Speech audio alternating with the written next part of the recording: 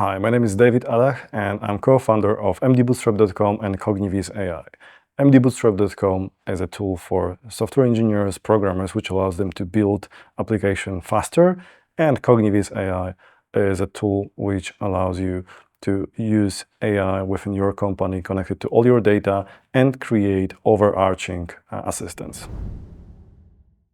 Thanks for being here with us today. I'm really glad that you've joined the program. Can you tell us a bit about your journey so far? How did you start?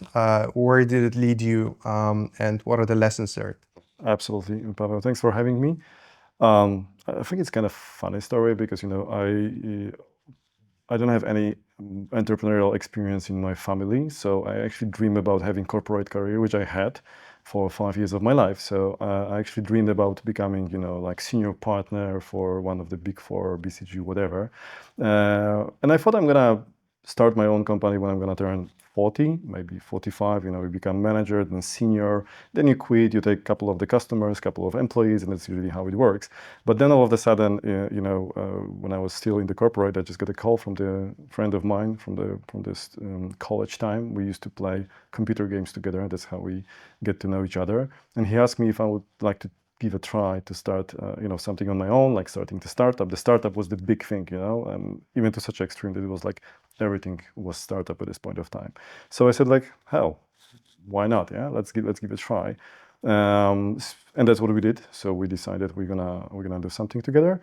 And as you can imagine, we dreamed about building another Facebook, which, as you can tell, didn't work. But like this whole entrepreneurial story is like going from point A to B, B to C, and so on, which in the end led us to ending up with MDB, which stands for Material Design for Bootstrap, which is a framework for programmers, developers. So as you know, the last 10 years in the software industry was like a huge boom for it was a really growing industry where everyone was building software, regardless whether it was websites, application, mobile apps, whatever it was. Like, you need developers to do it, and whenever there is a gold rush, of course, like, the one who finds the gold is making a lot of money, but also the one who is selling shovels and other tools for them, it's also making a bunch of money. So we realized that instead of like trying to find this gold and this like great customers and doing these big projects, we are going to sell tools for developers, and it turns out to be quite a good idea. And can you tell us, even a bit more about your mindset when you were quitting the corporate world and then moving over to the strange side of things called entrepreneurship? So basically, what was your biggest misconception at the start, and what are the lessons that you could have told your younger self now? Oh, absolutely.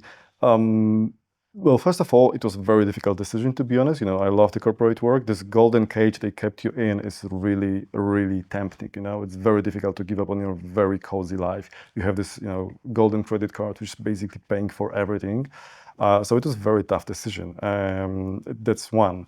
Secondly, I'm not sure whether it's a really misconception, but definitely a lot of surprises, because when I quit from the corporate world where everything was like over-regulated, and for the first couple of months, we were so super happy that we are so flexible, so agile, I don't have to ask permission for anything, you have a first team of 10 people, let's say, and you don't need to fill up requests to get a day off and so on and so forth. If you want a new laptop, you just ask and people will buy it for you. But on the other hand, you also realize there is a flip side to that, because those procedures are there for a reason, right? And all of a sudden, when you start growing and going through the next value of dev, you realize that you need those procedures, right? That when you're, as long as you're 5 or 10, like, you can sit in the single room and you can just say, hey, okay, Pavel, tomorrow I'm going off. It's okay, that's okay, right? But if you're 20, 30, 50, you need to have those procedures, because otherwise it's gonna be a lot of mess, right? So this lack of structure, it's like, I would say, double-edged sword, It's super cool, you're flexible, you're fast, you can move way faster than those big corporates. But on the other hand, you cannot really scale with such a mess, right? So I think that was the biggest surprise at the beginning, that this freedom is super cool, but there is a downside to it. So if you could, walk us through your journey with first MDBootstrap and now your second company, basically, what did change for you over those years? Like, how does the David from 10 years ago compare to David now? Like, what are the differences in the mindset or the mental tools that you're using to run a business? Well, absolutely. I mean, of course, the first and the biggest lesson is experience, and everything comes with experience. When I quit corporate world, I didn't know anything about how to run the business. Like starting from tax, law, how to hire, how to fire. So of course, when you do it, you just learn along the way. And I think like most of the startuppers at the beginning, you try to do everything by yourself, which I don't know whether it's bad or good idea. Now I'm doing this differently. Now I would definitely outsource much more, but maybe it's because, I'm quite sure that it's because now I know how to outsource, I know how to delegate, right? In the beginning, I also had to learn how to do it because we also failed a lot with delegation. It's not just like you hire someone and delegate. That's not how delegation works. And we had to learn it hard way. We had to learn how, even if you hire like super amazing senior people who know how to do the job, you still have to somehow get them into your company. They have to understand the culture, and this is how, in a nutshell, how you should delegate, right? I mean, of course, it's way more complicated. So essentially, what I'm trying to say is that because now, as you mentioned, we are also building another company, which is about AI, which is because of AI, right? This AI revolution is everywhere, and I think we all feel it. But what I see is that now I'm way more organized in growing this. But on the other hand, there are also things which are still the same. So I feel that every time you're building something from scratch, even with unlimited budget, right? I mean, you cannot outsource everything. There is still this, this founder spirit, this founder energy, which is moving company forward, which is like moving the needle, which is making the difference, making sure that that you're gonna persist, you're not gonna change your mind, or maybe you will change your mind. You'll be the one to making this hard decision. So I think this didn't change, right? You are the one who is making difficult choices, difficult decision, managing difficult choices, but you don't have to do everything on your own, right? And actually, to be honest, I think that if you look at this, like those entrepreneurs are usually people who get shit done, right? But sometimes that could be also the trap, because if you are the one who is actually making everything happen, you might focus too much on the little things which are just around, and there will be always a lot of noise around. So you have to wisely choose which is really the fight you should be fighting. So how did you learn to let go? Like, what was the moment when you learned, I have to let go, I have to delegate more? Like, is there any specific, point in the history of your entrepreneurial journey when you said, like, this is it, like, I'm done doing it myself? Well, I can't recall the single point, but I will tell you what helped me. This is the simple tool, which is like watch, which has only 24 hours on the clock, and at certain point you have to give up on something, right? You have to choose what's the most important, and this is where you start to delegate, because you are just okay. You can work 10 hours, you can work 14 hours, but you cannot work 24 hours per 7. So sooner or later you will realize that. Hopefully you will realize, because on the other hand, I also see now, when I think about it, I also see a lot of like this solo entrepreneur, all this wannabe entrepreneurs who are actually not. They didn't learn this lesson yet, and they're trying to do it everything themselves. So I think this is like crucial to understand that as much as you are probably the main factor of the company growth, you might be also the biggest blocker, right? At a certain point of time, company may not grow because of you, because you will be the blocking one, because you will be doing something which you're not supposed to do, and at the same time, you will be blocking others from actually growing your company. Your people, who might have those brilliant ideas, they will all waiting for you to decide whether they can go with it or not.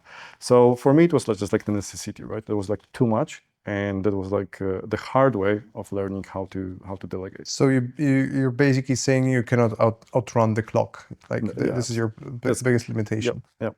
Perfect. Now let's go back a little bit. To where you guys started with MDBootstrap. I was always impressed with the roster of clients that you've managed to convince.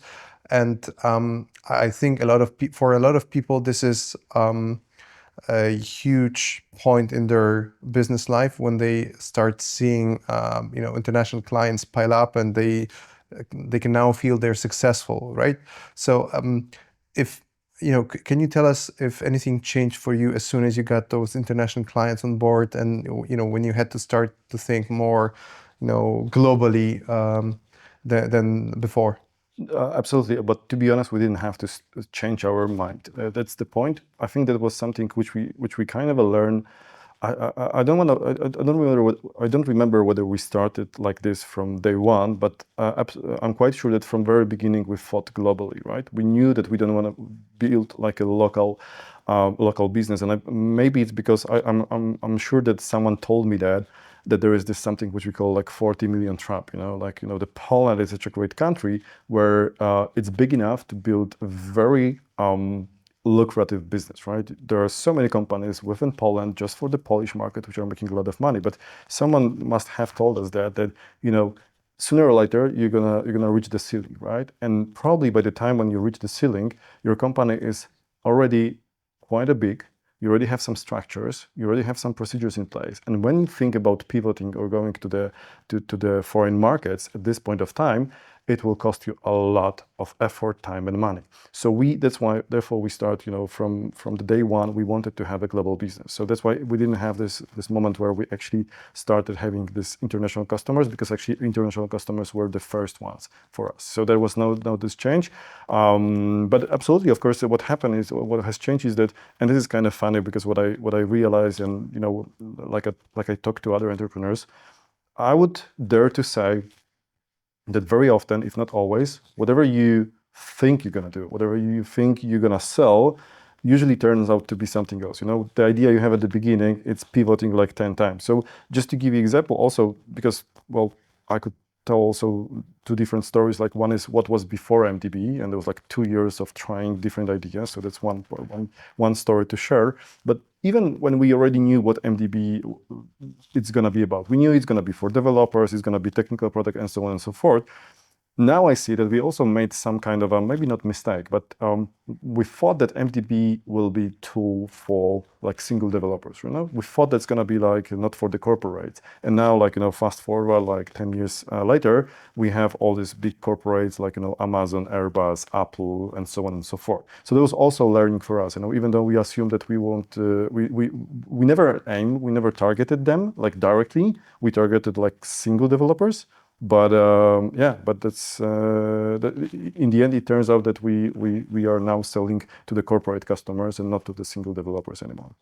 And so let's touch on those first 2 years of struggling with the product market fit, because I think especially for emerging founders of new businesses, it's such a lesson. Like you have to be persistent. You have to hit the gold mine, as you've said. But before this happens, it's there's a lot of pain, there's a lot of struggle. Like, can you share the lessons that you've learned, especially during those days of hardship? How did you manage to survive? Like, what prepared you mentally? How are you approaching this problem right now with your new company? Well, absolutely. So the first thing is that, like you mentioned, I always say that we could share like two stories, and both of them gonna be like true. So the first story goes like this. So me and my business partner, we kind of lock ourselves in the basement, and we just for a month we start building the first lines of MDB, the first lines of code, and it was like it was August. I remember like yesterday. And then in September, we released the free version. October, the first sale. Within 11 months, we have the first million Polish zloty. Then in the second year, we have a first million American dollars. And this is like true story. That's how it happened. But also, the true story is that before this like magic August, for 2 years we were like kind of struggling, and we were going from this idea A to B, B to C, C to D, and so on. I mean, each of this idea kind of failed, right? But this failed, like the A idea failed very badly. B idea also failed badly, but a little bit better than the A. And going from fail to fail, we kind of learn our lessons, and that's also how we end up with going to MDB. And this is always the tricky question, because I think it's the biggest trick here is how to find the sweet spot. So from one side, well, you have to believe in your project, that's for sure, right? Even if other people don't believe in that, I mean, you need to be persistent, because otherwise, like, I would assume that probably majority of entrepreneurs or the startuppers, they give up too early. That's my bet on that. But on the other hand, sometimes you have to understand that you should kill this idea and move on, right? I mean, and this is very difficult, how to find out whether it's already, this is the moment or not, right? Maybe you should wait another month, maybe just around the corner, there is this one customer which is going to change everything for you. But on the other hand, if the entire world is like telling you, and you are the only one who is stubborn and is saying like you believe that this is the brilliant idea, probably you're wasting opportunity to start something else. So this is the tricky question. I don't know how to do it. I know some techniques, so you can time box yourself. Like you can let's say put, okay, three more months. If we're not gonna make it, then we switch idea, we change idea, or maybe some KPIs. If by the end of the year we're not gonna have at least 10 paying customers, then we switch idea. So that's one thing. Second of all, I think I was super lucky to have a business partner, because it's so difficult. Even when there are two of us, we also every now and then we would have this time when we say like, okay, is it really worth it? Do you want us to keep on struggling? Maybe you should quit. Maybe you should sell the company and just retire. So it's super help to have this someone who can also lift you up when you need it, and the other way around. And third one is, I think that you should have fun, doing this. That's I believe is the most important part, because if you don't like this pain, it's like going to the gym, right? I mean, you have to some extent, like the pain of stretching your muscles and feeling, because even if you feel pain, it's worth it. It's gonna pay you off. So if you're not, this, I want to say, entrepreneur in heart, probably you will just feel pain, right? And there will be no gratitude for that. So you need to like the way, you need to like the path. Perfect. But let me once again touch on the mental models, maybe from a different angle now. You've touched a very important point, I believe, on social opposition is what I call it. So basically, what you said about the whole world being against you, or feeling like the whole world is against you. So, how do you manage this, especially killing your babies, like the best the best ideas in the world that you've had, and now you feel they're not the best ones anymore, and still you keep on going, right? So how do you manage this, and how do you survive the pain of going from A to B with while having fun, while still being optimistic? Well, that's really tricky question, because it all comes down to the motivation, right? And probably every people will have different motives. I think that for me, it's essentially, I have ADHD, right? So for me, like, new things are like super cool. So I think it was never a pain of trying something new. Pain for me is to actually stick to one idea, right? So Okay. I will be the one who has too many ideas, and there will be always another shiny object. So for me, that will be the challenge, right? I'm not the best person to share on how to keep motivated, because for me, it's just like doing new stuff. It's just always fun. And, even now, like kind of a third company I'm doing with the hydroponics, this vertical farming and so on and so forth. For me, it's just like another hobby, not another business, because I'm so much into it. I'm having so much fun building this. So probably I don't have a good answer for that.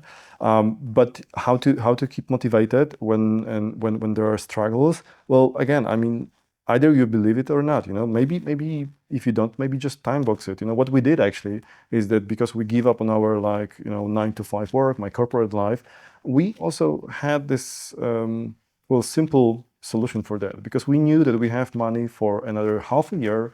And this is the best motivation you can get, because you see your account balance just shrinking with every month. So you have a hard deadline. And I was father at this point of time already. So it even gives you more motivation to actually keep on going. So I'm super keen on giving yourself like this, like time boxing this, and giving like limited resources, because then that your time is limited, and you are sure that you gave best out of yourself. And if it fails, that's fine, but you at least know that you did whatever was in your power to give a try. And if it didn't work, maybe it wasn't meant for you to become entrepreneur. That's also fine, right? Not everyone has to be entrepreneur. Sure. How big of a role does your co-founder play in the, management dynamics of the company? Like, how do you manage to divide between yourself and more importantly, like, how do you manage to balance this, this emotional roller coaster that you've mentioned? Like, have you discovered any lessons over the years? Like, when you're down, he's doing the uplifting, and the other way around. Like, how does it work for you guys? That's about right. However, I think the more interesting part is like before we actually, now it's working very well. After 10 years, we are making, we are joking that we are like a marriage, like a couple. Even his wife to be is like kind of a jealous every now and then, because we share so many experience. But the truth is that it was very difficult to get there, right? Because you can imagine that, like, being a founder and like both of us being a founder, we both have very strong ego, and you have to. This is one of the lessons which you also has to learn, even if you don't have business partner, right? How to let your ego go, because in the end, what I understand now is that it doesn't matter whether my idea win or lose. At the end of the day, what actually matters is what's good for the company, right? This is also when you give more freedom to your employees, to your team members, right? So that was coming back to the business partner. We had to find a way how to actually manage, our arguments, and we had a lot of arguments. You can imagine that. And when you also realize that, well, I think the first lesson is that people argue very often just for the sake of arguing, or maybe just for the sake of ego, right? If we would have an argue, because I know you're a super smart guy, and I think I'm smart too, so both of us will find a lot of very interesting arguments, right? So what we are actually doing, we are piling up this list of arguments, and we are kind of building these towers or castles where it's almost difficult to actually win this battle. But when you ask this question differently, you're like, why do you argue with me, right? You might probably end up you might realize that you are arguing with me because you also want this company to grow. It's just a different way, right? We are just having different ideas for that. So this is the first lesson, right? That when you understand that the other person is actually arguing with you for the good reason, not just for the sake of arguing. And you also have to have a mature partner to do it, right? Because some people will argue just for the sake of arguing. And secondly, which is probably the next step, which is even more difficult, is, okay, so since we are both arguing for the good reasons, but we are still arguing and we cannot convince each others, so we have to kind of draw the boundaries. Okay, so this is your idea of expertise. In our case, let's say the marketing and the product fit would be Michael, and my area would be technical, right? And I do respect your opinion. I will ask you a question, but in the end, it's my decision to decide how we're gonna go with this part. And when it comes to marketing, this is your decision, and I might have different opinion on that, but I just do respect your goal. And actually, I think the last one which comes to my mind is that what we also realize is that the worst decision is lack of the decision, right? So let's just, instead of arguing for another month, let's just flip the coin. In the worst case, let's just go with one idea, verify, and then change it if it's work. And I could elaborate a lot on that because, of course, it's so tempting, when, let's say, I have some idea and then it turns out to be a very bad idea. It's also very tempting for you to say, okay, I was right, you were wrong, and you have to stop it. You have to manage that. You have to let this ego go, because otherwise, of course, I'm gonna be just waiting for another occasion to tell you, I told you so, and this time I was right, right? Perfect. For that, quitting your corporate life allowed you and your business partner to not work the 9 to 5 anymore. But how did it affect your work-life balance? Like, and you've touched on this. You're smiling now, but you've touched on the coziness of the corporate life. So I just wonder, how do you look at the flexibility of the entrepreneurial life now? I smile because you just made me realize that, and it's probably the first time someone just phrased it like this. But you made me to actually confess that I realized like quit my 9 to 5 job to work like 9 to 11 p.m. Which is like the startup life. Yeah, work-life balance. That's tricky part. I mean, let's be honest on that. And I think this is very important, especially these days, because I think that there is a lot of discussion also over the internet, like that some people like to brag, about how how much they work, and they are actually even making the social media content about it and so on and so forth. Well, to be honest, I think that if you want to have a result, regardless whether you're in the corporate or your own company, I mean, you have to do more than average, right? Otherwise, like if you want to have average results, the average work is enough for that. But let's be honest, I mean, when you start from scratch, you are way behind, the existing competitors. So you have to work harder to first of all get even to the average level and then to even exceed it. So I don't see other options. At least I don't know anyone who find like the magic wand which would help him to magically go from zero to exceptional. So that's one thing. The second thing is if you look at those guys like Tim Cook, Elon Musk, or CEO of NVIDIA, like they all say openly that they work, from 60 to 120 hours a week, And you could ask like why, those guys are CEOs of like the richest company in the world, so they don't have to, right? They don't have to, and they still do it, which kind of shows me or proves me that company will always need this founder or CEO energy. It doesn't necessarily have to be founder, but like this, CEO energy, because this is the role of the CEO. So probably this is the question everyone should ask himself: like, do you really want to be in that role? Because if you're going for the money or after money, well, maybe you just need to set up company and just like sell it, or maybe hire the CEO and then move to the stakeholder position, on the board position, and I experienced all of that. With MDB, of course, we built it at the very beginning. For the couple of years, we were working very hard, so the work-life balance was very difficult to keep. On the other hand, you can say that I think that those three, like business, personal, and family/friends, those three areas, they intersect, and if one of these doesn't work for you, probably like the entire picture doesn't work either, right? I mean, and at least for me, if my business isn't going well, it's impossible for me to enjoy my like me time, personal time, or even family time. This is to me, it's all connected. So I think this is why this work-life balance is important, because that you cannot grow your company if other areas are not taken care of. So that's one. And coming back to what I was saying before, is that we had a time when we were very heavily involved in our company, and then we managed to grow to the level and the scale when we would have a board to run the company for us, and we could actually kind of step out to the more like of a board of directors role, or maybe stakeholders. So we also had this 2-3 years when the company was on the autopilot from my perspective, but then AI came into picture, and of course it changed everything. So now we have to step back, because AI definitely affects our market, our industry, like the software industry. So we know that if we're not going to do anything about it, probably the company will be gone in next 2 years, right? So we had to kind of a step back and reinvent the company. That's how we came up with the new company, which is doing AI actually.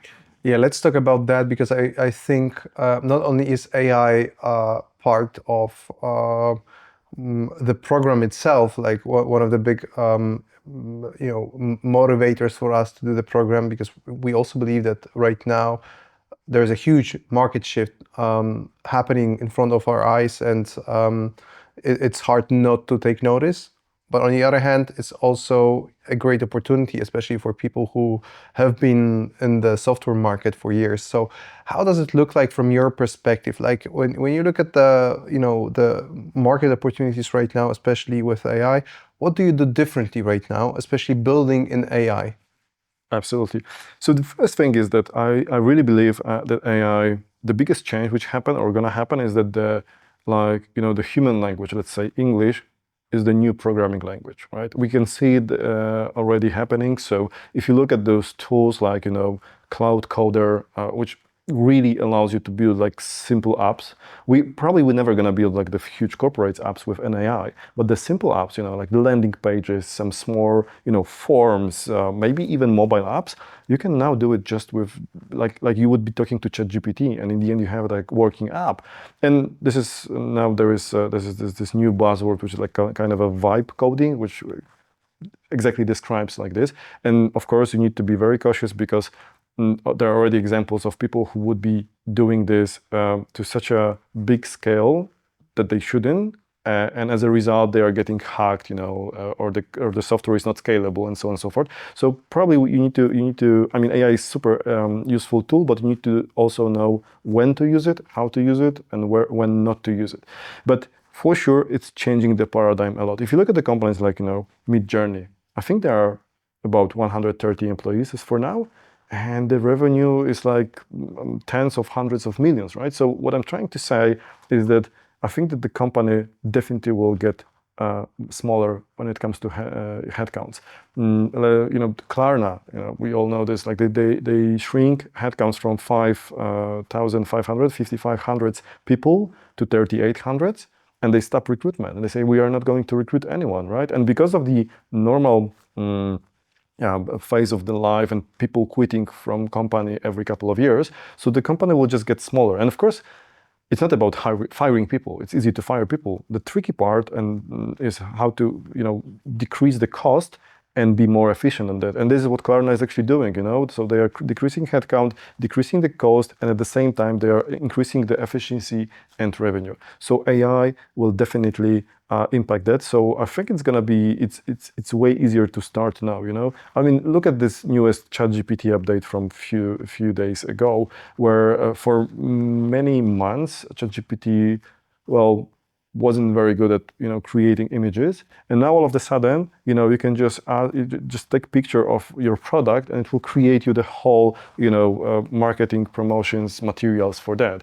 So it's changing paradigm every couple of weeks, because now I'm not saying you don't need marketing teams anymore, but if you are starting from scratch, think about it, like even to have discussion like we have, you all know how much setup you need, how much gear, stuff, and so on and so forth. And probably this is something which AI will not take over. But when it comes to product, e-commerce, and so on and so forth, now if you have your product, like homemade or handmade product, you can just take pictures with your phone and you can create like website, marketing materials, ads, Google ads, Facebook ads, and so on and so forth, like on an autopilot with the license for $20 a month. So it's changing a lot.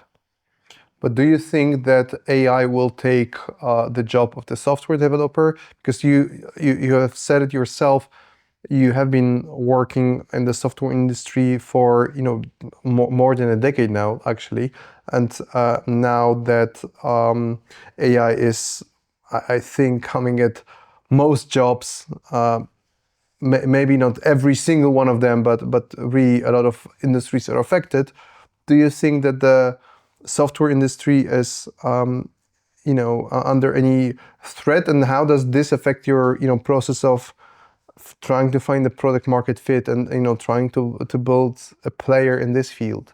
Well, I don't think that. I know that, and I'm looking at the numbers, I can clearly see that from our MDB sales, our market is developers, the market of developers is shrinking. And there are different reasons to it, we had too many developers at a certain point of time, there was COVID and so on and so forth. But the fact is that the market is already affected, AI can easily replace, let's say, junior developers, right?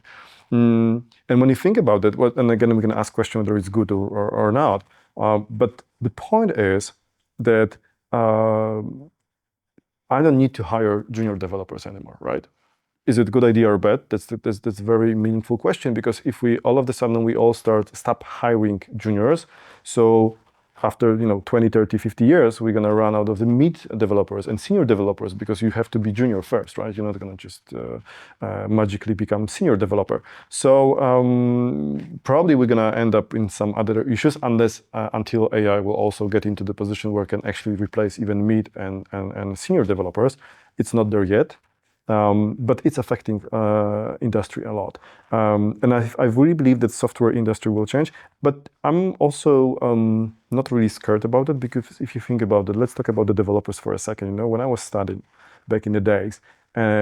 They would taught us like, ANSI C, which is like very basic programming language. And with ANSI, you would have to, before you use like a variable in programming, you would have to allocate the memory, and make sure, you need to know upfront how big the data is going to be and so on and so forth. It was very crucial back in the days. I'm quite sure that like probably 90% of developers these days with, JavaScript and all the modern languages, they don't even know what's going behind the scene, right? They don't have to, because the software is doing this for them. So I think the same going to happen with AI, that we're going to go, these days, programming languages are so good that they are taking care about the memory leaks and so on and so forth. So you, as a programmer developer, doesn't really have to know how this works under the skin, underneath. But and the same will happen with AI, right? So that it won't matter for you what's happening behind the scene, as long as it works, and as long as you can code just using simple, natural human language. Why not? If that can create an app for you, why not to use it? And we are getting there. We are already there with the simple apps.